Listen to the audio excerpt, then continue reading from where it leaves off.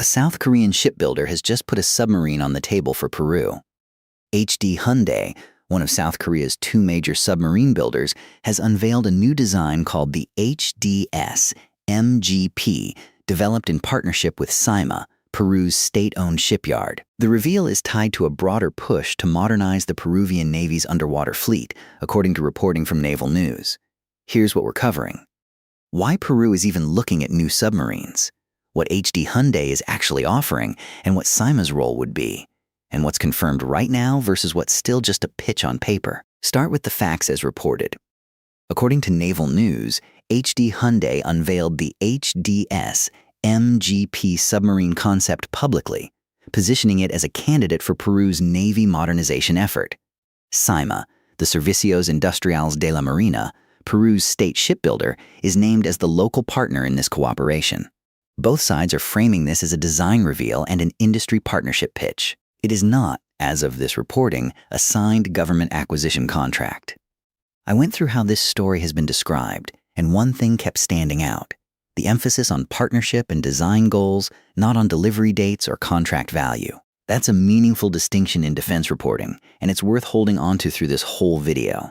So why would Peru need this in the first place? For context, and this part is general background, not specific to this announcement, Peru's Navy has operated a small fleet of diesel-electric submarines built in Germany decades ago, originally based on the Type 209 design. Submarines like these have a finite service life.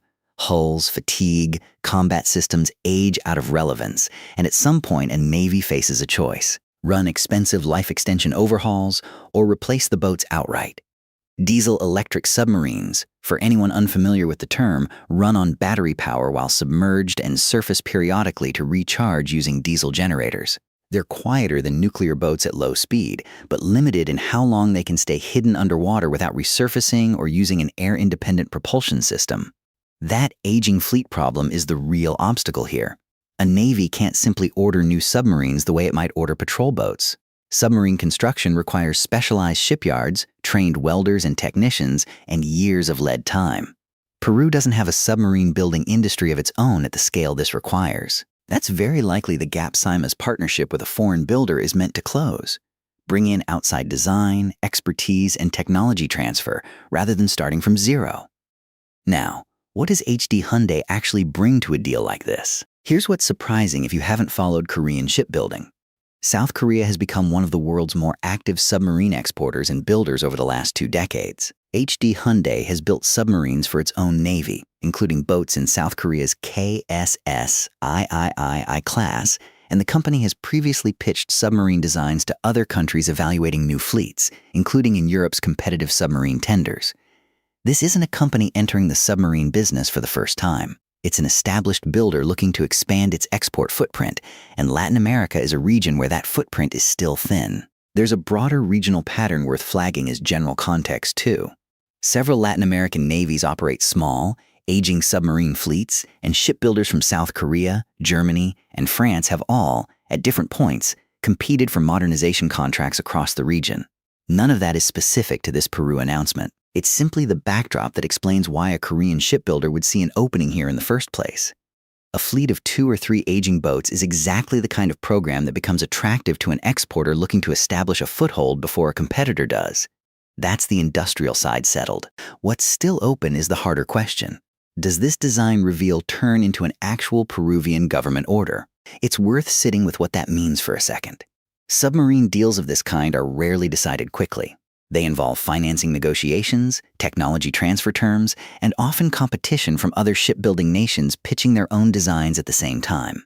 A public design unveiling is frequently the opening move in a much longer procurement process, not the closing one. RETENTIONCHECKPOINT, obstacle 2.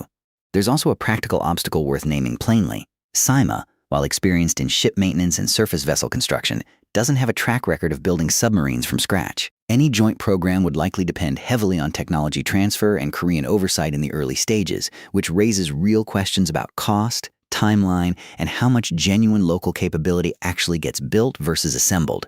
Here's a take some will push back on. Leaning on a foreign partner for a capability as strategically sensitive as submarines is a reasonable, even standard move for a navy without existing submarine building infrastructure.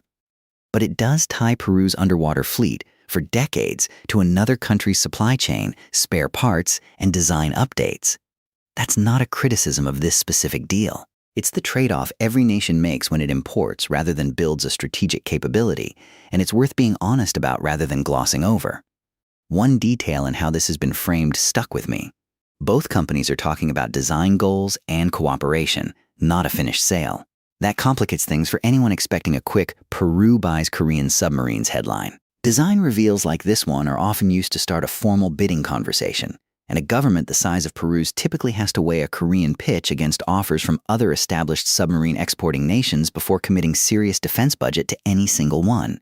So, what do you think? Is Peru better served by locking in a relationship with one shipbuilder early, or by running a longer competitive process even if it delays getting new submarines into the water?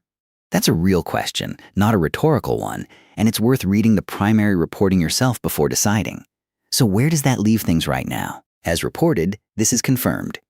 HD Hyundai has unveiled the HDS MGP design, and CIMA is named as the cooperating Peruvian partner, with modernization of the Peruvian Navy's submarine capability as the stated goal. What's not confirmed, as of this reporting, is any signed contract, delivery timeline, unit cost, or a formal decision by Peru's government to proceed with this specific design over any other option. And that raises the real open question at the center of this story. Is a partnership like this smart hedging for a Navy that needs new submarines but lacks the industrial base to build them alone? Or does it lock that Navy into a single foreign supplier's roadmap for the next 30 or 40 years? That's genuinely not something the public record answers yet, and it's worth thinking about rather than assuming either way. We didn't get into unit pricing or a projected delivery schedule in this video, mainly because neither has been made public in the reporting we could verify. If formal contract terms surface later, that's a natural follow-up video, so let us know if that's something you'd want covered. For now, here's what's solid. A major South Korean shipbuilder has put a submarine design on the table.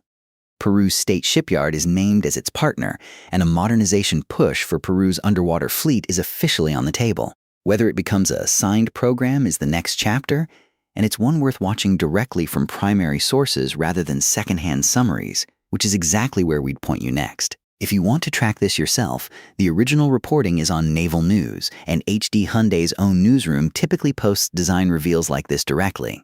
Peru's Ministry of Defense and CIMA's own announcements are the places a formal contract, if one happens, would actually be confirmed first.